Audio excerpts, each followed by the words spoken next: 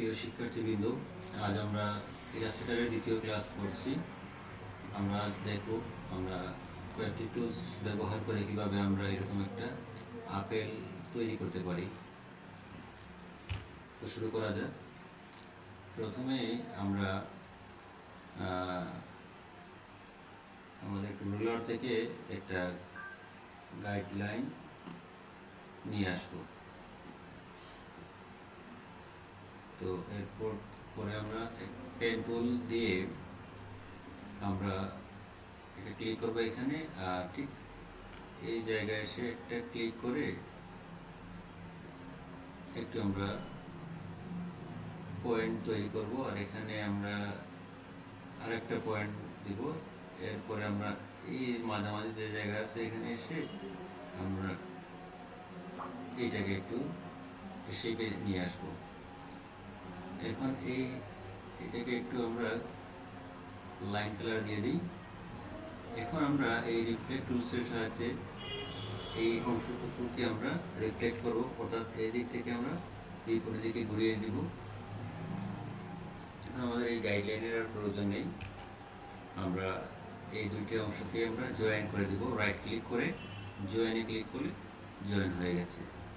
এখন আমরা আমাদের এই স্ট্রোক কালারের দরকার নেই, শুধু আমরা এই ফিল থেকে আমরা গ্রেডিয়েন্টে ক্লিক করব, গ্রেডিয়েন্ট কালার হয়ে গেছে। এখানে থেকে এই কালারটা বাড়ানো যাবে, কমানো যাবে। কালার যদি কোনো রকম লিনিয়ার থাকে তাহলে আমরা রিডায়ালটা দিয়ে দিব, কারণ এই মধ্যে যে লাইটিং এফেক্টটা আছে সেটা বোঝা যাবে একটা গোল একটা আপেল এখানে আছে। আমরা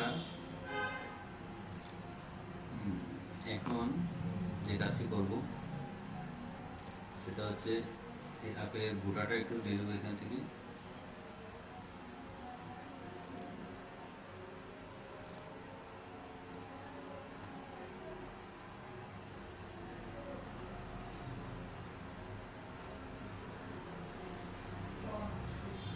এটা আমরা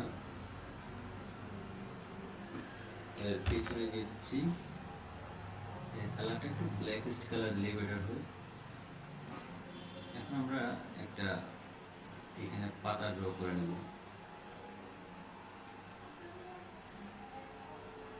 এটা একটা আর্টিস্টিক পাতা আমরা করব, লোগো টাইপের পাতা।